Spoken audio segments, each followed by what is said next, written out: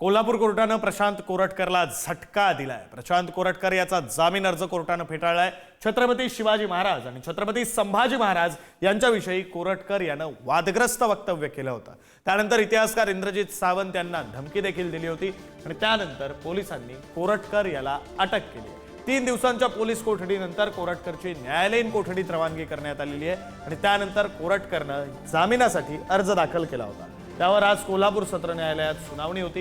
या सुनावणी दरम्यान कोर्टानं कोरटकरचा अर्ज फेटाळलेला आहे। कोर्टात नेमकं काय घडलं आपण पाहूया।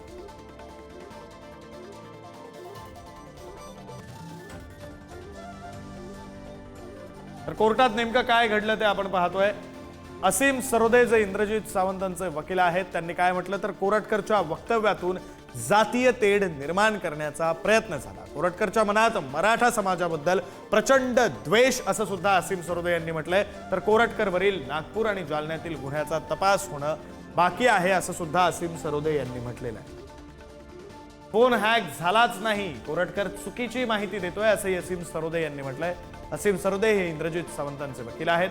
तर सौरभ घाग जे कोरटकरचे वकील आहेत त्यांनी काय म्हटलं, इंद्रजित सावंतांनी सोशल मीडियावर टाकलेली पोस्ट ही चिथावणी देणारी आहे।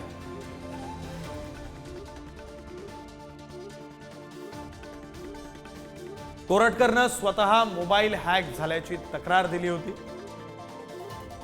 कोरटकरनं इंद्रजित सावंतांना ओळखत नसल्याचं सांगितलं होतं। सरकारी वकिलांनी यामध्ये काय म्हटलंय, सीडीआर मधून कोरटकरनंच इंद्रजित सावंतांना फोन केल्याचं समोर आलंय। मोबाईल हॅक करून दुसऱ्या कोणीतरी फोन केल्याचा दावा खोटा आहे। कोरटकरनं 2 समाजात तेढ निर्माण करणारी वक्तव्य केली असंही सरकारी वकिलांनी म्हटलंय। तर कोरटकरनंच धमकी दिल्याचं तांत्रिक पुरावे हे पोलिसांना मिळालेले आहेत असंही सरकारी वकिलांनी न्यायालयात म्हटलं।